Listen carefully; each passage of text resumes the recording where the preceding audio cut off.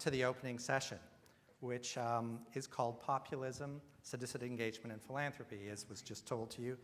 And I think it's certainly, if not a topic for our times, maybe it's the topic for our times. And I suspect that the vast majority of you in this room have probably spent an inordinate amount of time in the last few years trying to interpret, conceptualize the shifting politics and attitudes in the world around us. As citizens of that world, we're trying to understand the forces that are driving such profound and troubling changes in parts of Europe, in Britain, and the United States. And as Canadians, there's always the question that Michael Adams so aptly used in the title of his recent book, Could It Happen Here?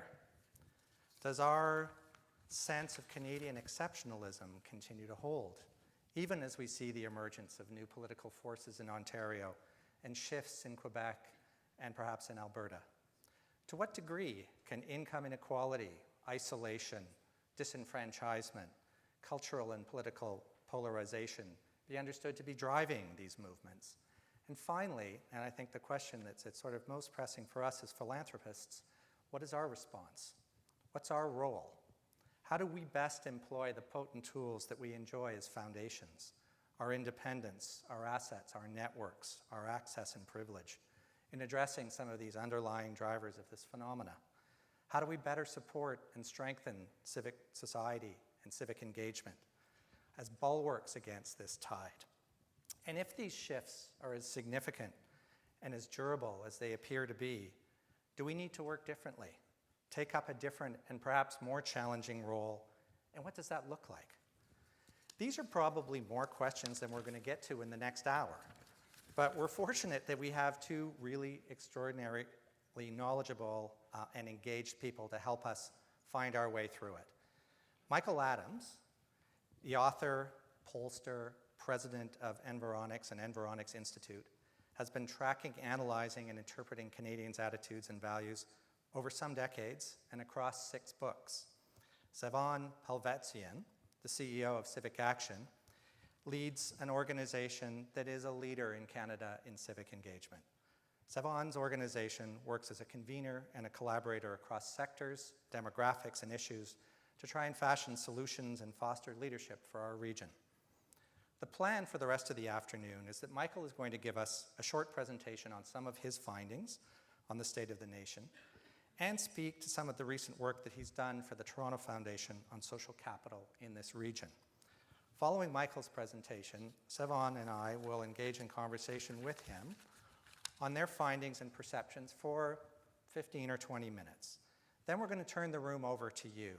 All of you, as I've said, are working on issues and in communities that are either affected or potentially affected by these shifts.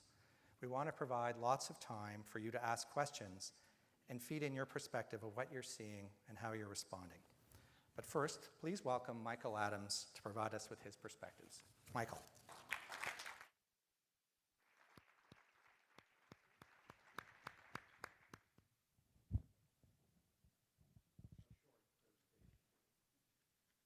All right, I'll try. Well, I'm delighted to be here and really honored to be asked to start things off for your 2-day conference. A little background about me. My professional life, which began in 1970 as a graduate student at the University of Toronto, has been dedicated to the study of Canada in a historical and in a comparative perspective through the lens of survey research. This, I think you may already know. This has led to a professional life in market research. It also led me to write a book when a publisher said, if you can be half as interesting in print as you are after a glass of Chardonnay, Michael, I will publish you. That led to Sex in the Snow, which my old girlfriends in high school reminded me was not my autobiography.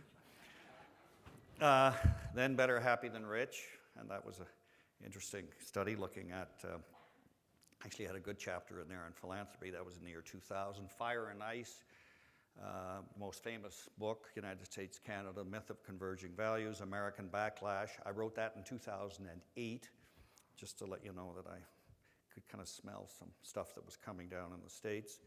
Unlikely Utopia about Canada, and multiculturalism, staying alive, which I thought would be the last one. I was going to put my fellow baby boomers to give them a book that would help them discover meaning in the second half of their adult lives.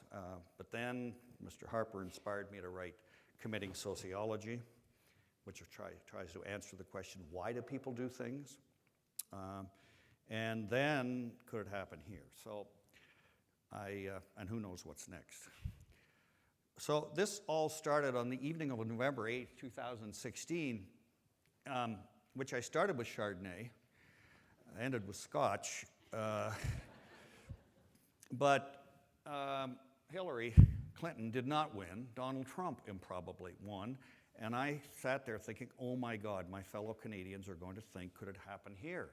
And I knew they'd be concerned because surveys had shown that if Canadians had voted, and some of them actually tell us they'd rather vote in the United States than in Canada because it actually really matters what happens in America, they would have voted number one for Hillary. Number two would have been Jill Stein. And Trump came third, even in Alberta.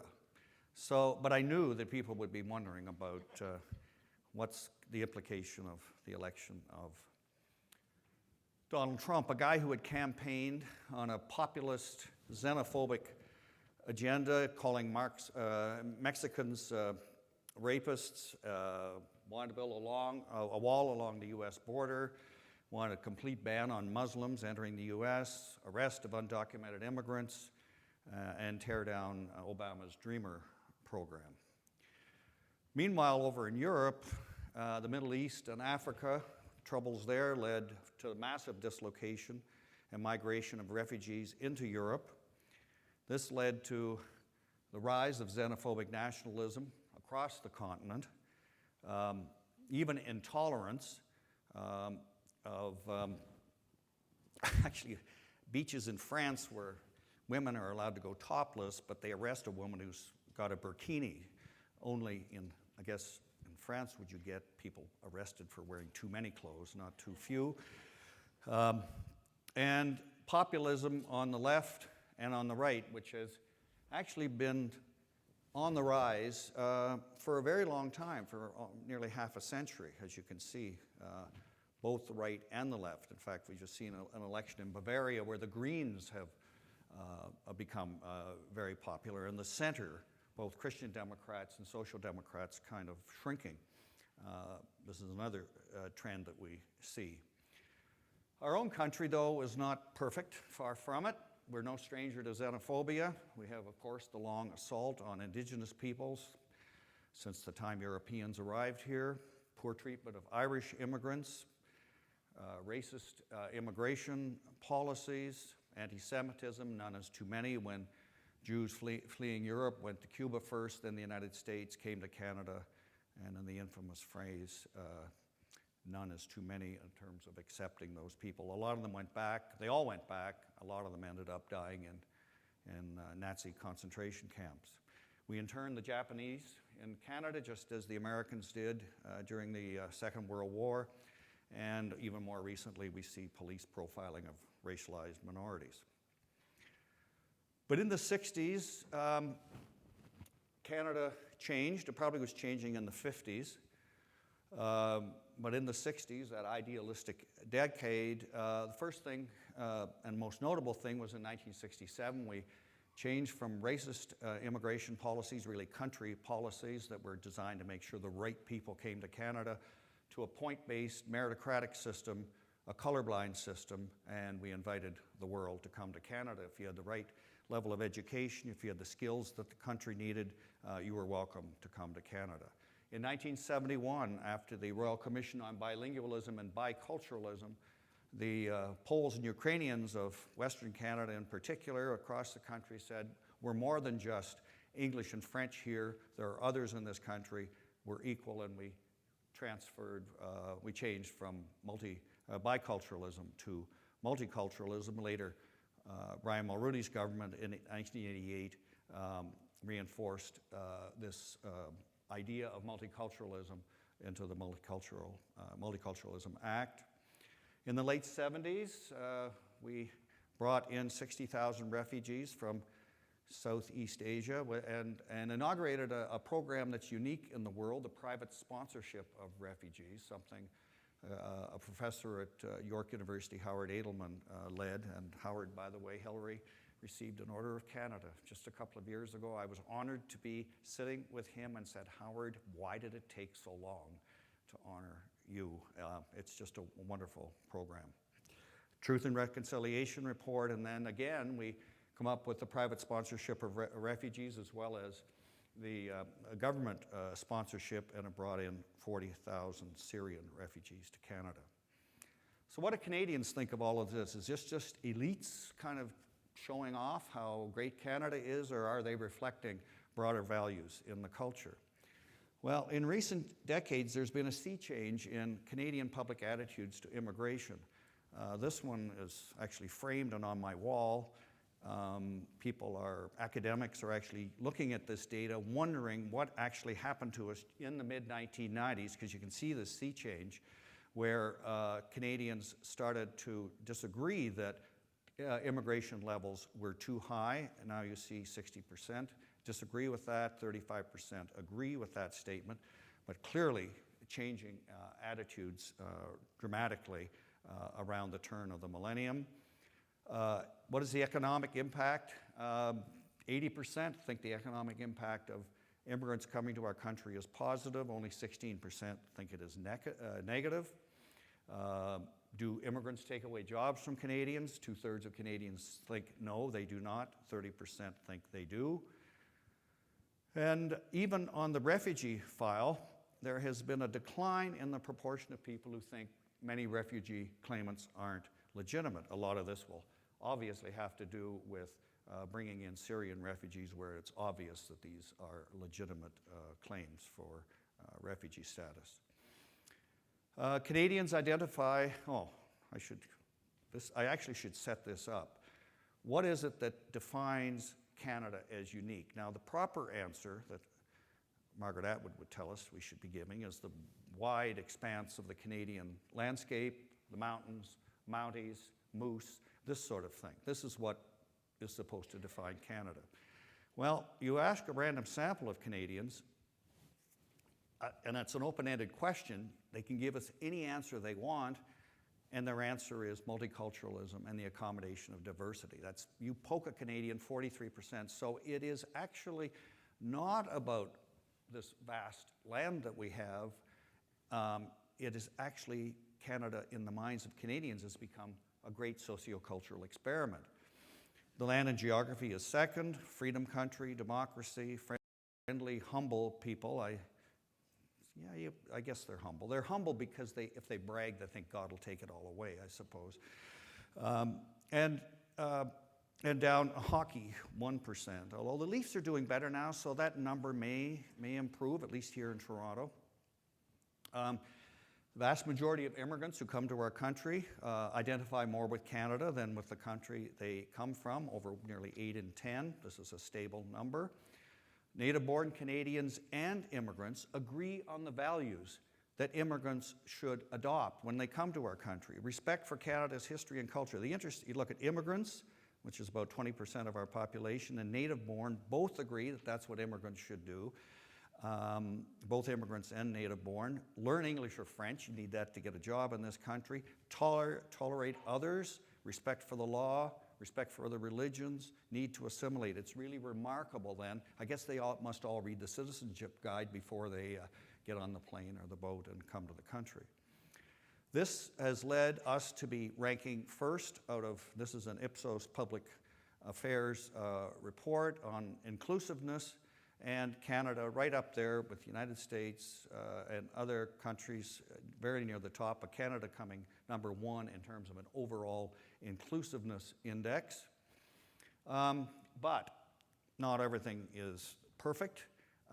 There is a majority of us, albeit declining, who believe that too many immigrants do not adopt Canadian values. They don't adopt our values quickly enough.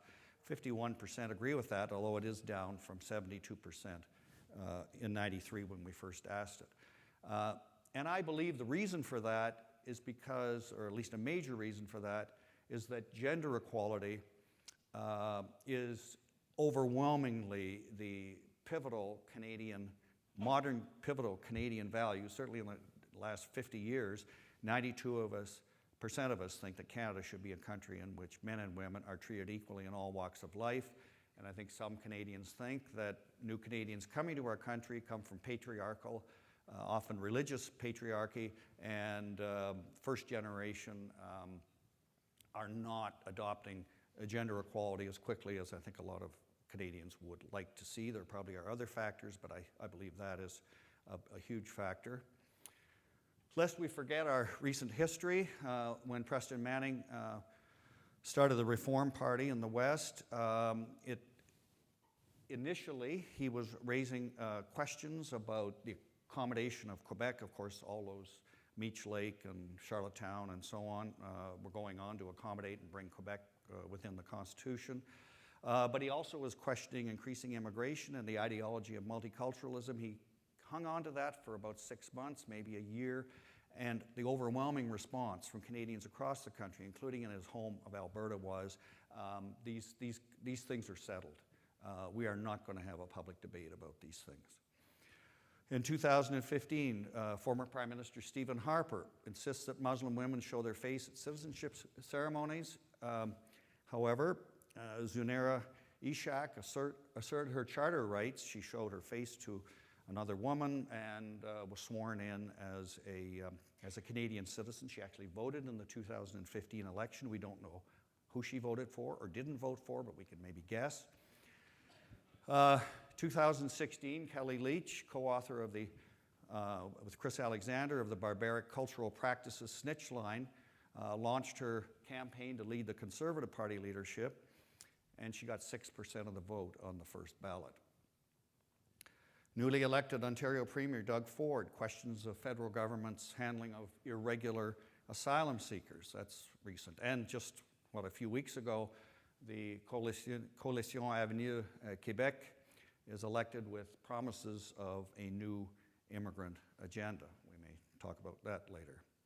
So while Canada's not immune to xenophobia, what is it that I think, and wrote about in this book, could it happen here, that is protecting us from a populist tsunami? Well, number one is our cities. We have, again, 20% foreign-born, about another 20%. It's actually 22% foreign-born in the 2016 census, and another 20% are their kids, the second generation. Look at our cities. This city, Toronto, 49% of Toronto is foreign-born. Another 29% of their kids, first or second generation, is 78% of the population of Toronto. It's an astounding proportion, and of course they come from around the world. Vancouver is at 70% first and second generation. Calgary, 53%, 51, 46. If you want to win the cities, you probably don't want to run on a xenophobic, anti-immigrant kind of an agenda, or you're writing off all of our cities. I want to go back. And the other thing about these cities is that you have a lot of immigrants and their children. These people come to our country, they get a job, put their kids in school, and when they can, after 3 to 5 years, they become citizens. 85% of immigrants become citizens in Canada. It's double the proportion of any other settler country. And it means that for these folks, they are really motivated to become full-fledged citizens of Canada. So what do citizens do, of course? They vote. They can join a political party, and they can run for public office. In 2015, we elected 46 foreign-born MPs. And the point here is that they're not just in center-left parties, they're in the Liberal Party, of course, they're in the Conservative Party. The Conservative Party of Canada, unlike Conservative parties around the world, is not a xenophobic party. It's a party that wants to be inclusive and embrace people of new Canadians to their caucus. New Democrats, There used to be a bloc member who was foreign-born, but the bloc kind of went a little chauvinistic. But I used to love saying that we have a party dedicated to breaking up Canada that has a foreign-born member. Only in Canada would you have an immigrant join a party that wants to destroy the country. And we brag about it, showing how tolerant and liberal and open we are. The Green Party is a 100% foreign-born. I guess if they elect 2 or 3 other members, that proportion will drop. But right now, Elizabeth May, I think, was born somewhere in New England. So from the RCMP to 24 Sussex, we're wondering how soon it'll be before we have a prime minister with a turban or who totes a kirpan. And another indicator of just how it's kind of working, going beyond electing people to public office, is what our kids do, what do people do in terms of choosing a life partner. These numbers are astounding. 79% of Japanese Canadians are married outside their group.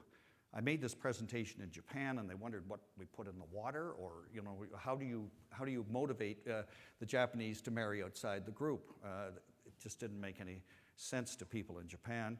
Latin Americans, 48% of a Latin American is marrying outside the group. Blacks, 40%, double the proportion in the United States.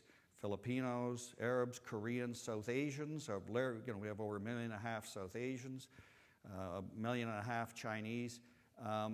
These people are marrying outside the group. And it increases with education. So once they get out of high school, go to college or university, they are mixing very much with people who are not like themselves, and of course are all ready to star someday, and guess who's coming to dinner when they bring this person outside the group back home to mom and dad.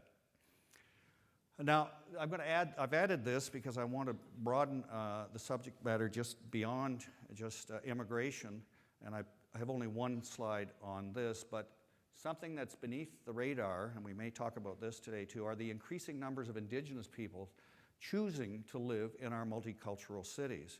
So these are First Nations. This is now the 2016 census, so these numbers just came up. But we now have 4 in 10 First Nations living in our cities, and our large cities across the country. And among the Métis, it is 52% who are living in our cities. And again, these are figures of where people voluntarily want to move to cities for, as we found out in our research, for the good life, for education, and that for their children as well. So when it comes to the backlash to globalization and income inequality, Canada is also less vulnerable than the US and many other societies. This is Miles Korak is a Canadian academic at Ottawa. He's also teaching in New York. This is a bit of a tough chart, but what it shows is that when it comes to earning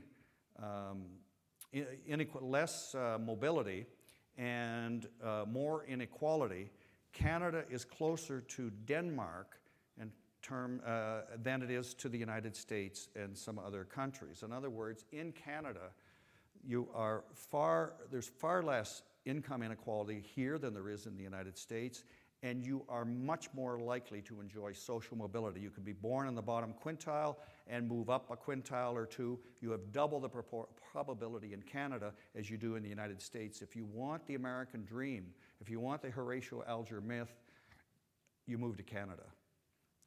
And it is a remarkable finding and probably not all that well known by Canadians. So I'll just say this about our national institutions, which are important. Canadians are more confident in their national government than at any time in the past decade. Ronald Reagan, of course, ran in 1980 on the idea that the government was the problem, not the solution. Well, Canadians don't believe that. Canadians believe there are major problems in the country, that they do look to their government. So you can see that the Canadians who have confidence in the national government is now nearly 2/3. And well above OECD countries. This is a club of rich countries, the European countries like Germany, France, and so on. The United States is in it as well. We are well above the international norms on that. Canadians are all, 77% are satisfied with our education system. I think it's the unheralded public institution in our country. It is an integrator and an escalator. And I guess one of the reasons it's not something that would come up in our polling about what's the great thing about Canada, of course, where Medicare comes up and so on, and multiculturalism, is that it's a provincial responsibility. And so it's kind of below the radar, but there is great confidence in that wonderful, unheralded institution. And we love our banks and we love our financial institutions. This is very important in a country that there would be confidence in your financial institutions and banks. We have confidence, it doesn't say we love them, but we do have confidence in our financial institutions, and that is very important. So could it happen here? I think I'm seeing the tolerance, for the most part, is holding across Canada. It could change if there's a significant economic downturn or a major disruption or loss of employment. If we do see large increases in inequality, as we see in the United States and the United Kingdom, if there are dramatic world events that have global consequences, we have homegrown terrorism, that will cause a reaction.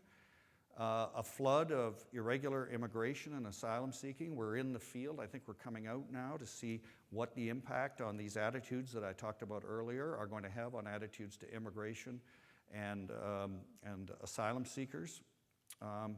And if we saw an erosion in our central institutions, if we got rid of equalization and didn't spread the wealth across the country, our public health insurance, if that erodes, or public education erodes, these institutions are vitally important to our being who we are. So I make a prediction. It's pollsters actually are on making predictions about elections, but probably have a margin of error. But my predictions are 100% correct, so you can count on them. I think our history of mutual accommodation, French and English, Catholic, Protestant, that we built upon, our shared values across the country, our strong political institutions and confidence in them, our health care, our Medicare, and other social programs, progressive taxation and equalization, our public education system, our dedication to reconciliation with Indigenous peoples, programs that promote immigrant, refugee integration, and programs that eliminate racial and religious discrimination, or aim to do that, I think will suggest that we will not experience deep alienation from marginalized minorities, nor deep backlash from significant segments of the majority. I have 4 implications, but there are probably hundreds of implications for philanthropy, but I came up with 4 kind of to stimulate some discussion this afternoon.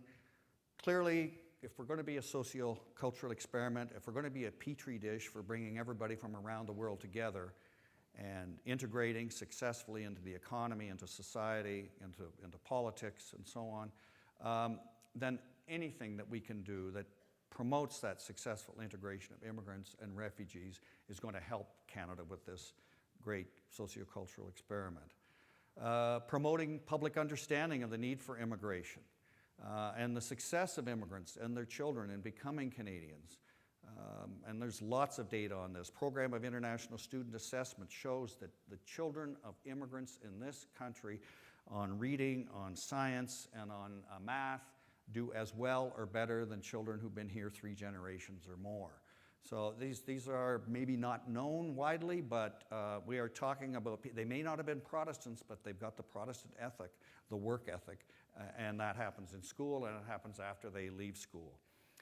But I also think that we should be thinking about helping, again, this kind of this invisible migration going on of aiding Indigenous people to adapt successfully to life in our cities, since they are moving to those cities in very large numbers. And I also think that we can assist with strengthening social capital in our multicultural cities, especially among our younger generations. And we'll talk about this in a minute because we have other research we're doing with the Toronto Foundation on social capital that we'll be releasing in a couple of weeks, Sharon. And we've done work with Bruce Lawson on on younger generations, on millennials, and their orientation to civic engagement and employment and so on that have insights that we can use in the philanthropic field. So I don't know whether I did that in 20 minutes or not, but I did it as fast as I think I can do it, Sandy. Thank you. Thanks very much.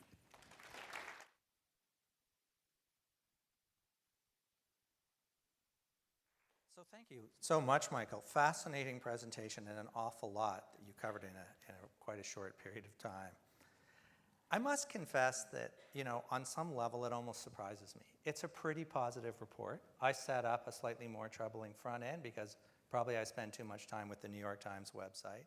But I'm constantly looking at drivers that suggest the fragmentation and polarization and separation of constituencies and interests within the United States. And I think what surprised me perhaps the most in your presentation was how consistently positive Canadians remain around their fundamental institutions and attributes of their society. I mean, the immigration piece, in a way, I think we hope and expect that story to continue, but the faith in government and the education system and our medical system and even our banking is kind of fascinating to me.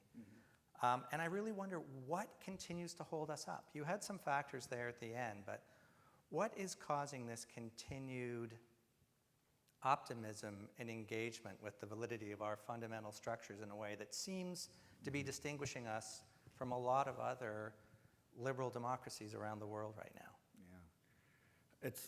It's all of these factors. The historical factors, I suspect most people would say that the accommodation between the French and the English, the Catholics, the Protestants, we probably would have liked to beat the other guys, but we didn't really. When the British won in 1759, there weren't really many Englishmen in the country at that time. There were a lot of French Canadians, and they decided, and this was over a period of time, but they decided to accommodate French Canadians. And they can keep their culture, they can keep their religion, and so on. Ben Franklin came to Canada in 1775 when the colonies were revolting, and they thought, gee, I bet these Frenchmen will hate the British. They'd love to join us. And then he found out, actually, that they didn't really want to join a country of Puritans and Protestants. They were happy with the agreement that they had with the British, who allowed them to keep their language and culture. So I think going halfway, why does the Canadian cross the road? To get to the middle. Why else would you cross the road? So that idea then of accommodation, going halfway, and then we extend that into the multiculturalism, and then, of course, when we open up the country to a meritocratic-based immigration, well, then you're starting then to get people from around the world, and the numbers are quite large, like 22%, and plus their kids, 40%. Our cities are majority. So it seems to me that we've had a pretty good immigration policy that brings in people who want to contribute to Canada. They want to become citizens in Canada. The rest of us see this. Again, sometimes, one of our, and I'm speaking, I guess, as an Anglo whose family's been here for a century and a half, and see your kids bring people home from different backgrounds. They may have different colors, different races, different ethnicities, different religious, but their values are Canadian.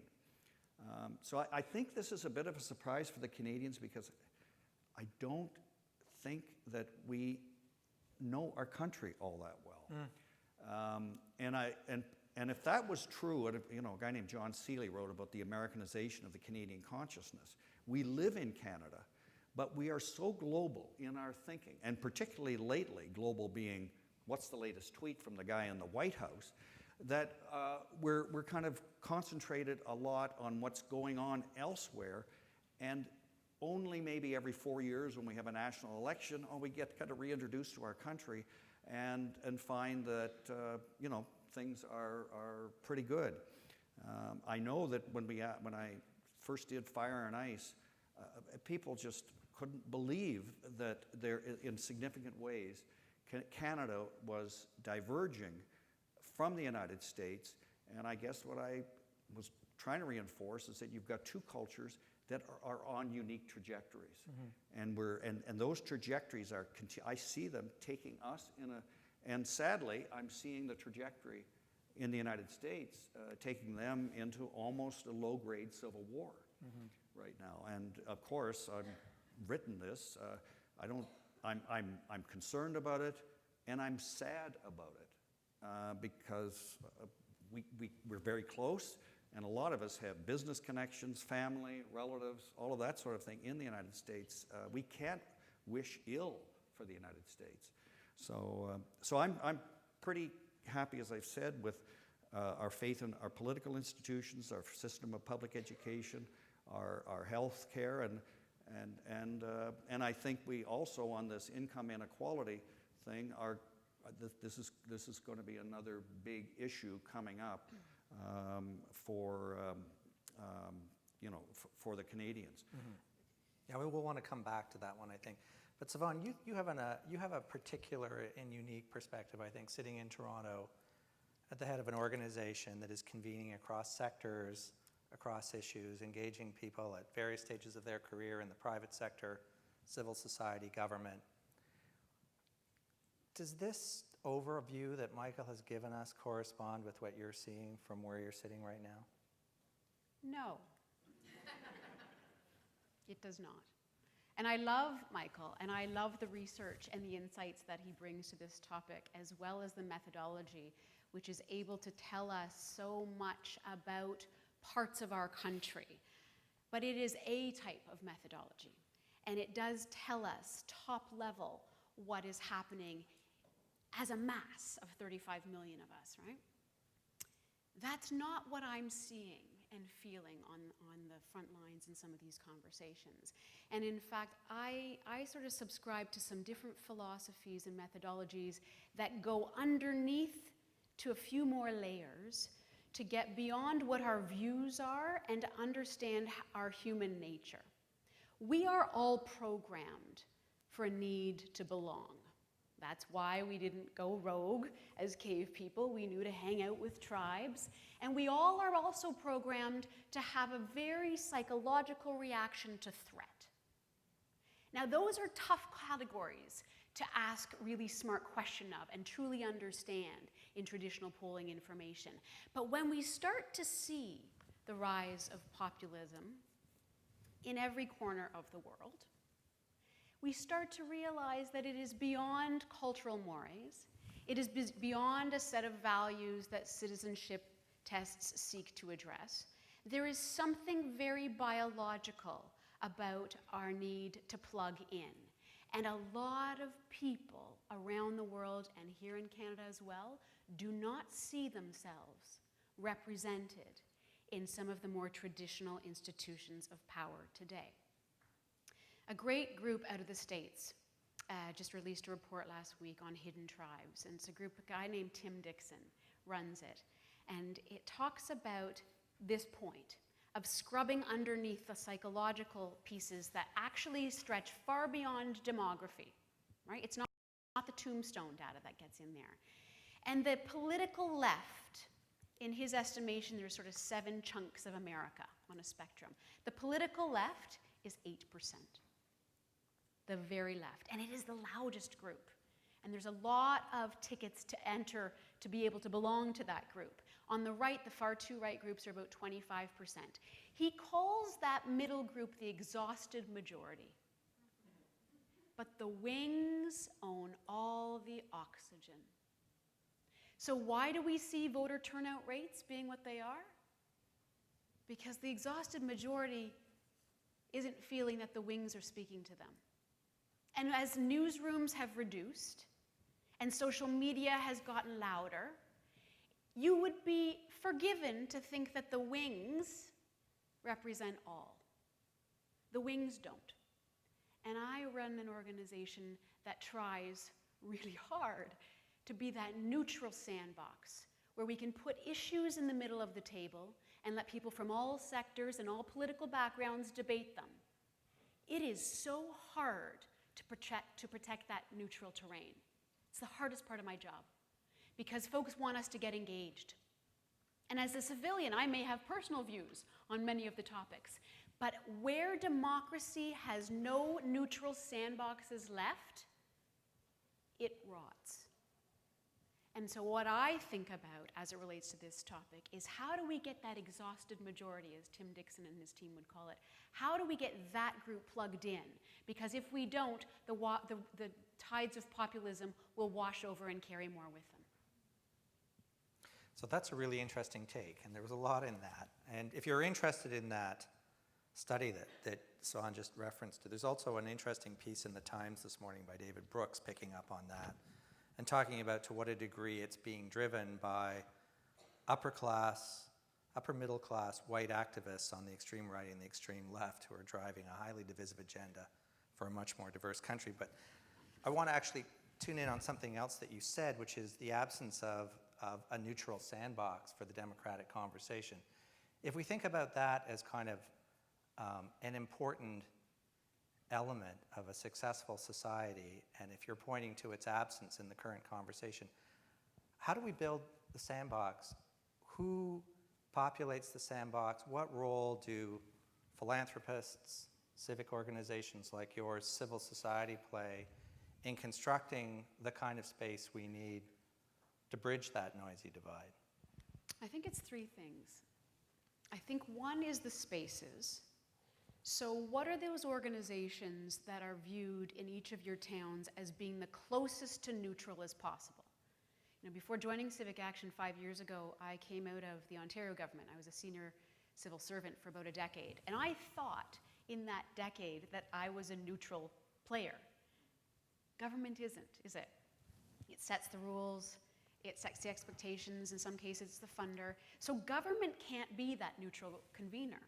And in fact, the private sector has been wise to that for many years, and the community serving sector and labor and others get that as well. So we do need to think about what are those spaces, and whether it's groups like Sharon Avery's with the Toronto Foundation here in town, sometimes United Way, and other organizations in other parts of the country. But what's the space that's the closest that people need to buy into so that they can leave their sectoral obligations at the door?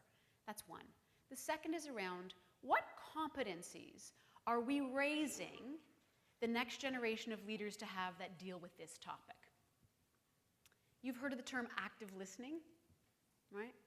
Yeah, and it's not that you listen to hear when the other person stops talking so you can get in there. That's not active listening. Active listening is trying so hard to get underneath what people are saying, to have empathy, to understand that point of view.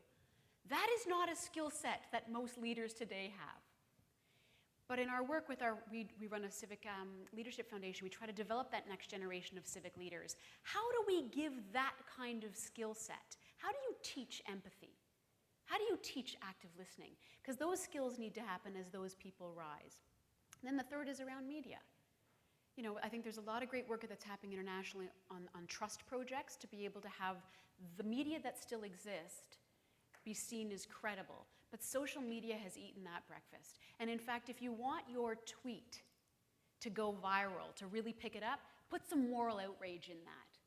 It has a 20% likely chance of lighting up more if there's moral outrage that's built into the point. So we're hungry for that kind of edutainment, if you will, as it relates to that.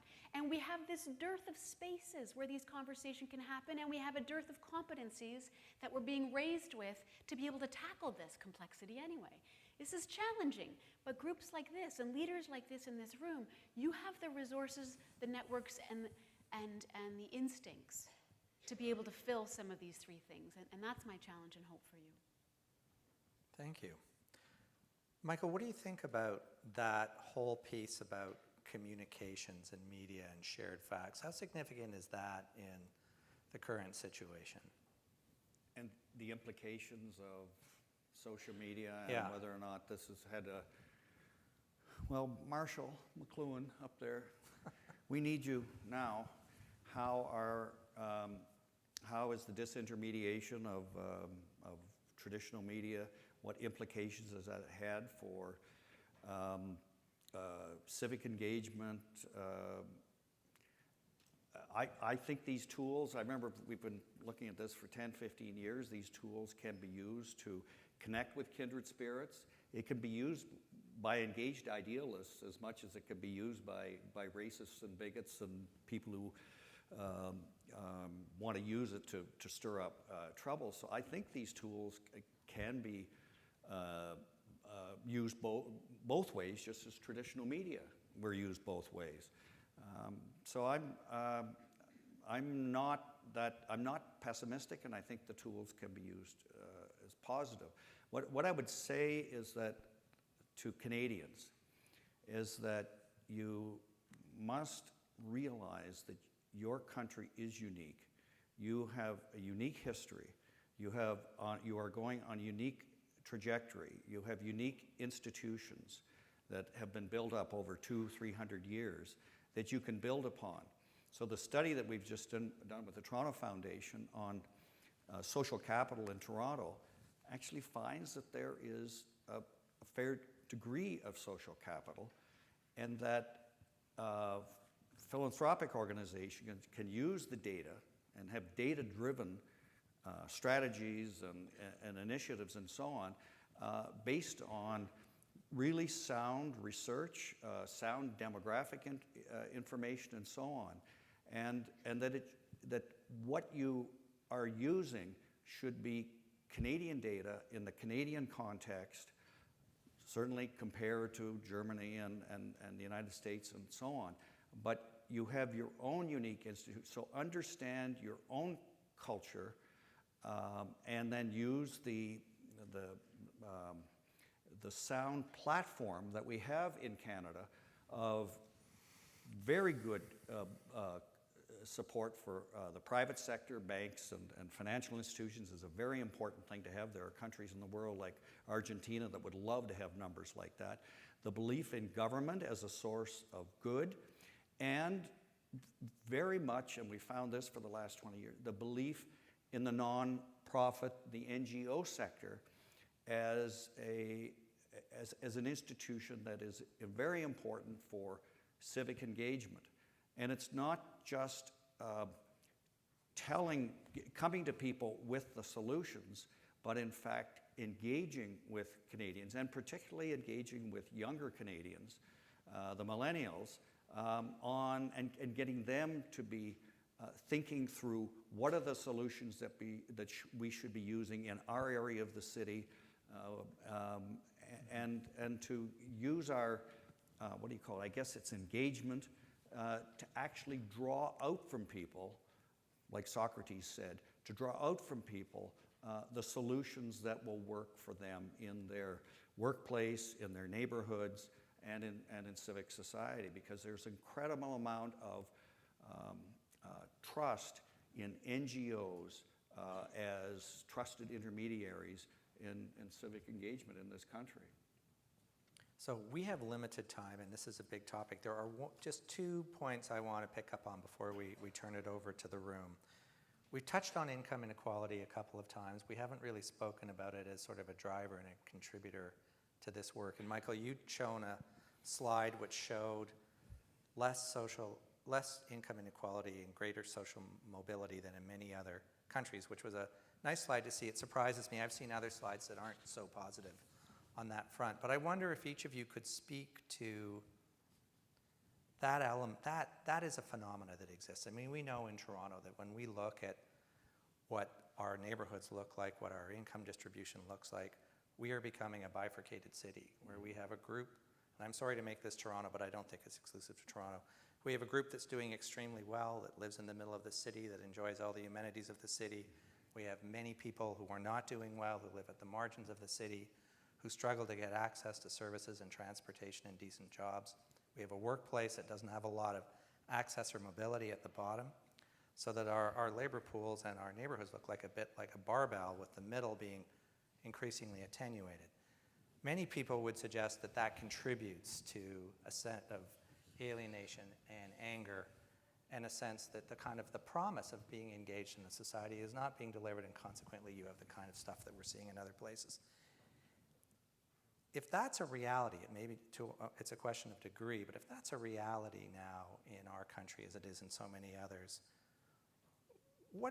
to what degree do we need to think about that as civic organizations and philanthropists to try to ensure that that trend is either arrested or what you're seeing, Michael, which is that we continue to see that kind of mobility and positivity continues. Do you have thoughts on that, Sevaun? I know your organization has worked a lot on that. That gap, that cleavage between the haves, the have-nots, in this city, 1 in 4 kids lives in poverty. This is where all the banks are headquartered. This is one of the richest parts of North America, and 1 in 4 of our kids lives in poverty. That's ridiculous. But when folks, again, feel threatened, they are more susceptible to leaders that peddle not necessarily truth. And this idea that the answer is as simple as building a wall and keeping the other guys out. The reason that works is because you are already vulnerable. That there have been real threats that have changed your perception and your reality of where you stand compared to others, and then someone gives you a thread with something on the other end that said, well, here's why and here's what we need to do about it. And it is human nature to pick up that thread and follow where it goes. So it is absolutely linked, rise of inequality and rise of populism. Of course it is. Of course it is, because people are looking for answers. But slogans are the furthest thing from those answers. And unfortunately, in our 24-hour news cycles and our addiction to the 240-character tweets, we don't have time to get into the policy wonk of how to truly solve some of these issues. And let's talk about that for a moment. I had dinner maybe 1 year ago. This is before our last provincial election, which swung, right? We had a Liberal majority for 15 years, and then it swung to the PCs in our last June election. I had dinner in one of these boardrooms, and I was sitting with our former premiers, one of their advisors, who was doing the hydro file. And hydro rates are a big ticket item for a lot of families. And I said, what's happening on this plan? What's happening on this file? And the salad got delivered, and just before the main course got delivered, I got the recap. Now compare that with 9 months later, thanks to artificial intelligence, I end up on a bunch of email distribution lists, including for the person who was running to be premier, Mr. Doug Ford. I got his emails, never subscribed, but I got them, and I'm glad I did, because they would come twice a week. They were 12 one sentences, not a paragraph in them. They were smart. They took really complicated ideas and put it into 12 one-sentence lines. One of them was hydro. I read that in 9 seconds, 14 seconds. It took me a course and a half. This was devoid of policy insights. Back to that exhausted majority, what do we have time for? What do you have the patience for? And many people's ears can't handle the corrosive vitriol of politics these days. So where you're going to flow to, your personality is going to flow to, is in the easy pieces. So one of our collective challenges is using evidence, please let's never stop, but making policy accessible to non-wonks. That's what most of us are. But unfortunately, most of us don't see ourselves in that dialogue. Anything to add before we turn it over? Well, from 35,000 feet, I guess I'd say we've had a history of populism in this country for a very long time. Populism of the left, CCF, populism of the right with a social credit. You don't want to lecture on Canadian history. We've seen in Ontario with Mike Harris and his common sense revolution. We've seen Ralph Klein in Alberta and so on. So this is par for the course. What I'm hoping is that the populism that we're seeing, Canada will get a cold, but I'm hoping that our institutions and our civil society is resilient enough that we get a cold and not pneumonia. And I'm confident, seeing how strong our institutions are, that we will be able to avoid xenophobic populism. The people I see who are left out, who feel they're left out, and the patterns are quite clear. It's a rural-urban thing. The cities feel, again, there's going to be poverty in all of this, but overall, the cities actually feel quite confident. They feel multiculturalism's working there. They feel like it's rock and roll. And the ones who feel that they're left behind are not in the cities, they're out in the rural areas. And those rural areas are the monocultural areas of Canada. Yeah. Rural Quebec, rural Ontario. Those are the people who voted for Doug Ford's. Conservatives, they voted for the Coalition in Quebec. Bernier has got his party as People's Party. Anybody who establishes a People's Party, hang on to your hat. And he's coming from the Beauce, from rural Quebec. So I think there are places that are feeling hollowed out and threatened. But our cities are actually, and I'm not just talking about Toronto, Kitchener, Waterloo, Cambridge is on fire. It's incredible. Even cities that should be up against the wall, Peterborough, London, and so on, because we have government that puts government jobs out there, because we have colleges and universities in those places, you look at those cities and then compare them to the Cincinnatis of this world, where it's sort of, neoliberalism, you're all on your own. Here, again, active government is protecting us against a lot of that backlash. 30% of Canadians are in unions. 10% of Americans are in unions. Think of that 20% in the United States who you're on your own. And this is a Darwinistic world down there, and success is the proof of virtue, and lack of success is the proof of absence of virtue. It was part of the founding myth of Puritanism. We don't think success is a proof of virtue. And if we get cynical, we think, oh, you just got a government grant you didn't deserve, or you inherited it from your old man. I mean, if we're being kind of cynical as Canadians. So I think we have a lot to build upon, and I think it can be kind of the private sector, the NGO, philanthropic sector, and public sector. And I think we can engage the Canadian people in very constructive dialogue about how to make sure that we don't go on the road to income inequality. And a lot of the problem is status anxiety.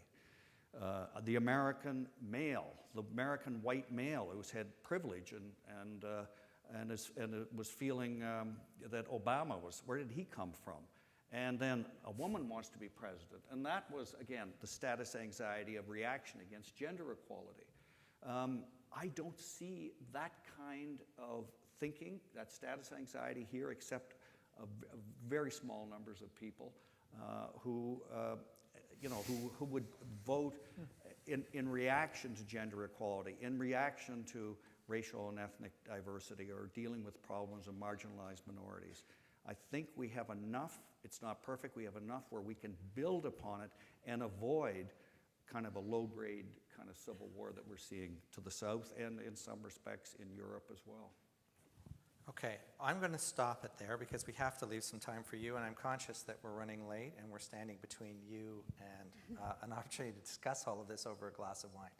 So there are two microphones at the front of the room.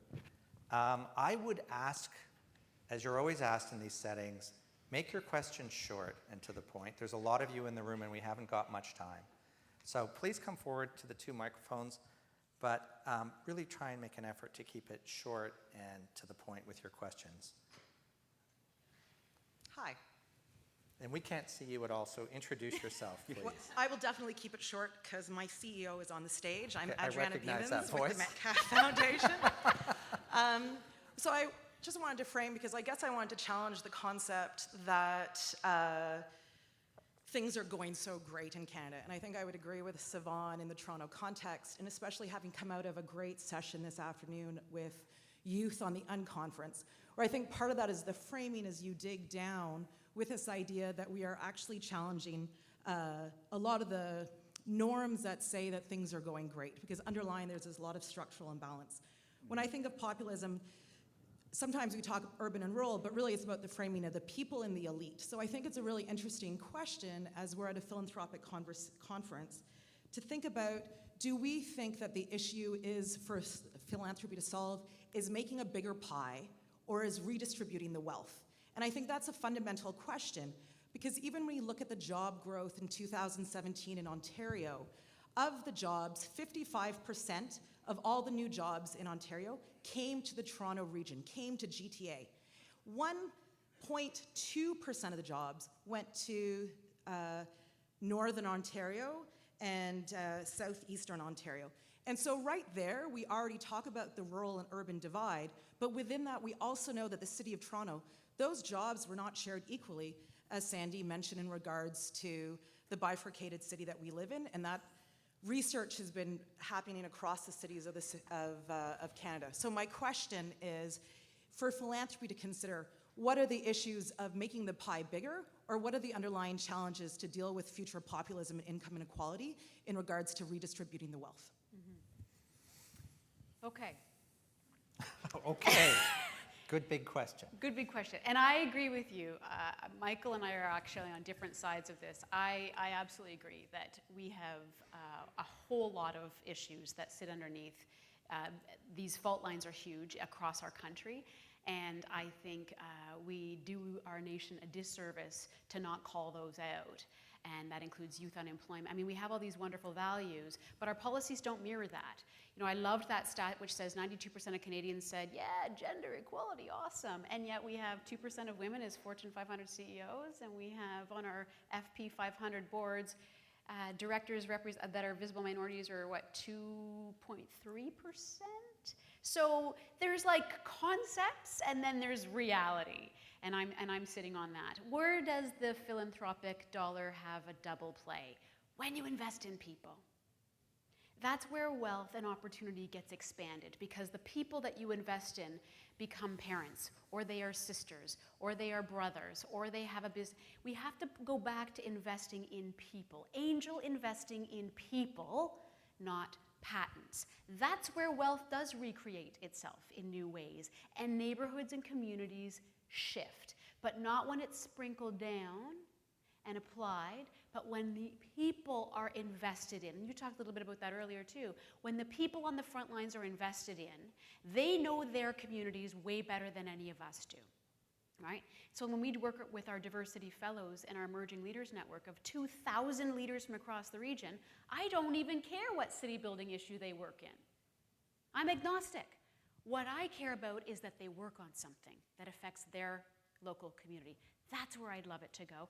And in smart research, where government drops the ball. I loved your organization funding research to do the true story of bike lanes on Bloor Street. This was a very contentious issue in our city, and this organization stepped up to say, can we get some real data on this before we just go out and have fights about what the merits, car versus bike, right? That's a smart solution as well. People and research that otherwise wouldn't happen to tell the truth. Michael, anything to add on? On gender equality, the majority of our doctors are women, the majority, I don't know. The role and status of women is the greatest revolution in the last century. And it's but going to take 2 centuries more, though, for that gender equality to actually happen, right? 200 years. The glass. 200 years. I'm not patient enough to wait for that, Michael. You're not, I know you're not patient enough. Yeah. I mean, researchers are, especially if they find that, that for a large majority of people, things are pretty good. But if you're in a private foundation, you went into business because there was a vision on the part of someone that we're going to make things better. And I can see, I'm sure there are some of you for whom the environment is overwhelmingly the dominant thing you want to do with. Well, we're facing global warming. It's obvious that we're destroying the planet that gives us life. And I can see somebody with a foundation saying that is the thing that we're going to focus on. But if you're focused on sociocultural issues, there is a very long list of sociocultural issues that we could focus on. One thing that makes me more optimistic about this is that among a lot of groups, and we've studied Aboriginal Canadians and the Black experience in Toronto and so on. When you look at these communities, yes, you see the problems of systemic racism and exclusion and marginalization, but you also come away with an understanding that there is a tremendous amount of social capital in those groups that, again, in partnership with NGOs, those sorts of things can be unleashed. And you are right about people knowing about their own, they'll know about themselves, they know about their families, they know about their neighborhood. So rather than us go in and provide all the solutions for them, a way of engaging with these groups, I'm saying, is going to be well worthwhile, because in Canada, there is a heck of a lot of social capital that we built up over the last 2 or 3 centuries that allows those of us who want to make this a better place and deal with those problems that we have. You can work with people and engage with people, and even among the millennials who apparently are spending all their time tweeting and on Facebook and so on, we've got 25 or 30% of them, the engaged idealists and the countercultural critics, they want to engage in making things better for their community. They also want to help the lone wolves among their, you know, the disengaged among their siblings and their colleagues. We can't give up on those people, and hopefully we can maintain a country that will be resilient and will be able to engage people even if it takes them till they're 30 or 35 to find themselves. We can't give up on them, and I think, again, NGOs have a big role to play in that. Okay, I know that there's people standing at the microphones. We don't have masses of time, so we'll take a question from over here. Sir? Thank you. I enjoyed the panel very much. You talked about the rise of social media, and I would like you to address that a little more, the rise of social media and the decline of mainstream journalism, and how you think that's going to play out. In what way? In terms of what you're talking about, in terms of the rise of populism. The role that social media will play in that? Yeah. It is the unlimited gas in the tank. It never stops. You know, it is amazing to see. Remember, I used to read comic books. My girls now, they love comics. They love these Archie comic books. Can't get them out of their hands. And they have the cartoon bubbles above the head that says what the people were thinking. Social media is just everybody's cartoon bubble out loud. Right? It just lets random stuff that rolls into your head go out into the masses, and if you're the President of the United States of America, it can become policy. That's so dangerous. Yeah. Because there's the deliberation that used to come. I mean, I used to work in government, and when social media happened in a lot of those years that I was there, we used to, I remember that the minister got a Twitter account, and we used to have to get sign-offs on the response to the tweet before they could send that back on their BlackBerry or whatever it was in the day. So this is able to be a force where a lot of ridiculous thinking can become mainstream that otherwise would have been in the basement, right? Mm-hmm. Having said that, there is a lot of benefit to that as well, because people who could not traditionally get to podiums, to the front page of the paper, to the people of influence, Black Lives Matter, right? Great group, great example. Social media enables voices that have forever been unheard, overlooked, not paid attention to. It gives a way, the Me Too movement, it gives a way for the voiceless to be heard. So it's a powerful tool on both sides. As leaders, I think we need to understand how we want to use it, but use it authentically. Use it authentically. I think the other part of your question was about the decline of traditional media. Yeah. And the implications of maybe the loss of some shared facts when we're having these kind of profound conversations. Well, and you made a comment about indignation. We all love to be indignant. Well, if you don't know the facts or you don't know the context, you can get very indignant over something that really you shouldn't be very indignant about. That's right. And so I see the decline in mainstream journalism as a problem. Absolutely, absolutely. Ed. It's like the hairspray on the campfire. We're teaching our kids, though, in schools, and I love this, how to learn what real news is. My 10-year-old came home and she was showing me this module, and she was doing this research. She said, "Mama, I can't go to Wikipedia because that's not a real thing." And I said, "It isn't?" What do you mean? So we're teaching kids early how to be discerning. I think that's really smart, so we're not lemmings, but we're absolutely seeing the suffering of that. Okay, I'm going to take a question over here. Thank you for that. Thank you. My name is Chris Archie. I'm the Executive Director for the Circle on Philanthropy and Aboriginal Peoples. And I really appreciate the data, I appreciate the comments. However, I did find some of what I was hearing problematic in terms of the erasure of Indigenous and racialized peoples, and their experience in this country is not exactly what was represented. That being said, I think I would love to hear from you in the work that you're doing in the world, in the data you have access to, in the spaces that you can occupy where people, like people in this room, would listen.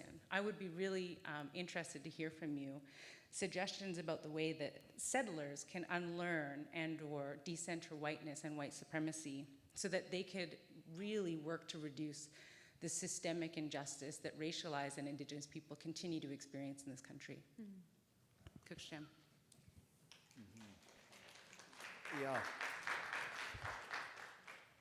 I think changing people's minds is going to be very difficult. And I think with social change, I see that it mainly has been generational replacement. So it's older people leaving, you know, the great random sample on the earth and moving to the random sample in the sky, and younger people replacing them, coming into, you know, coming out of schools, into work life, into civic life, and so on. And if you look at Canada, the United States, and even in Europe, younger generations of people are more open and tolerant of diversity, of empathy with others.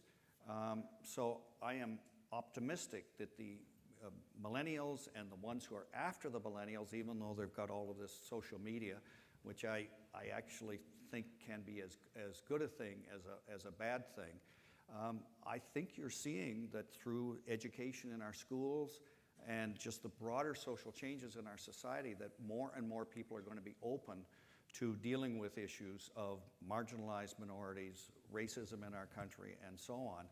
And this will come, as we say in sociology, through generational replacement. You can help engage these younger people and help give them tools. Certainly in schools, they have to deal with all of this to get along with all the diversity that are in our high schools. So I see the research tells me that we are moving in a good direction. It also shows me that America is generally moving in a good direction, that the younger people are more open to multiculturalism, more open to gender equality, and so on in the United States. And the problem in America is just who's politically engaged, who gets out to vote. And the backlash against modernity, against gender equality, against racial and ethnic equality, and so on, the people who are feeling the status anxiety are the ones that are mobilized to get out and vote. But the general direction of the culture actually is in a direction that Canadians would recognize as being generally open, more progressive than what you're seeing from Trump and his supporters. I'm going to take one last question, and I'm sorry to have to cut it off at that point, but we're past our time. So you get to ask the last question. Sure, thanks. My name's Bronwyn Oatley. I organize with a group called Resource Movement, and I'm also a staff at the United Way of Greater Toronto. I was interested in the comment about the best use of dollars as investing in people. And I'm thinking about this idea that we talked about in the Youth On Conference, which is just the source of much of the wealth that is then in our philanthropic institutions and doled out. And the discussion about the source of this wealth as being rooted in extractive labor practices in some cases and the seizure of land from Indigenous people. So if we understand that the accumulation of this wealth in some cases is pretty problematic, and we think about, one of the other folks mentioned that reparations can be an approach to getting into right relations, and I was interested in this idea of investing in people as being one of the most valuable ways we can do it, and I'm curious for your take on to what degree you could see reparations-focused philanthropy as being sort of the ultimate approach to angel investing in people. Great final question. Wow, that's quite a final question. Okay. Okay, so do you want to start? No, you. Okay. You got your book up beside you there, Michael. So I think it would be a stream. I don't think that all of our efforts ought to follow one lane only, because so many people need to feel a way into this conversation.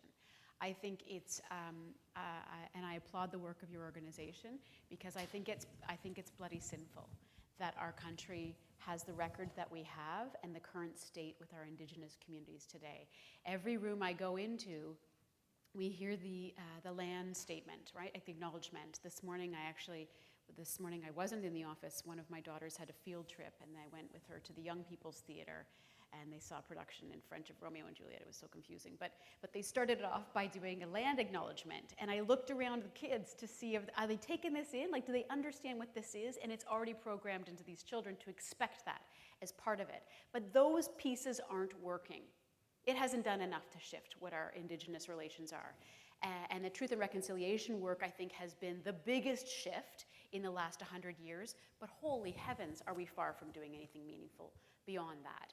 So what does that mean? Does it mean that we take all of the resources and funnel them into a couple of key avenues? I don't think so, because other groups have found themselves also not in the conversation, and the millennials are hungry to get in, and they're gonna need multi-lanes to do so, multi-on-ramps to do so.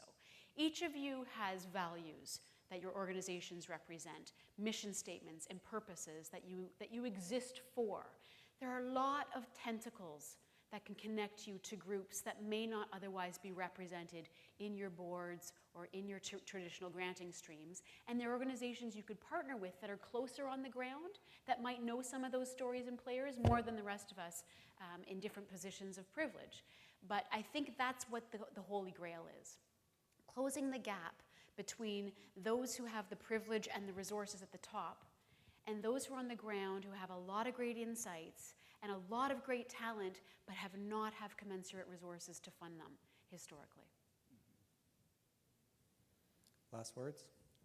Well, I in every survey that we ask, any group, whether it's Black Torontonians or Aboriginal people, Indigenous people, or new Canadians, the overwhelming response to what is the ladder for a good life, it's through education.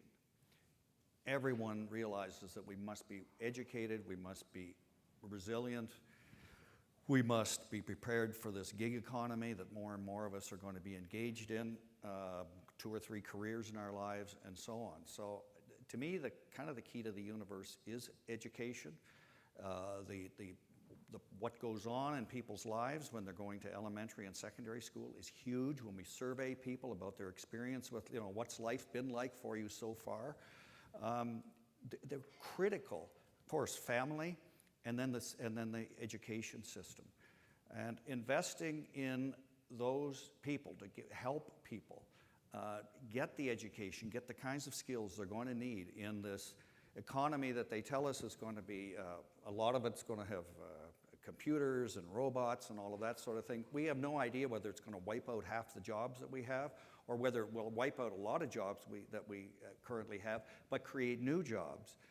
The kids, I think, understand that education, getting into very good workplaces that put a great value on respect for other people of all sorts of backgrounds, lots of creativity, lots of working together with your colleagues, work-life balance. There's just an overwhelming consensus in the country that is what is the key to the good life, and people aspire to having a good life with mental and physical health. We're now living till we're in our 80s and 90s.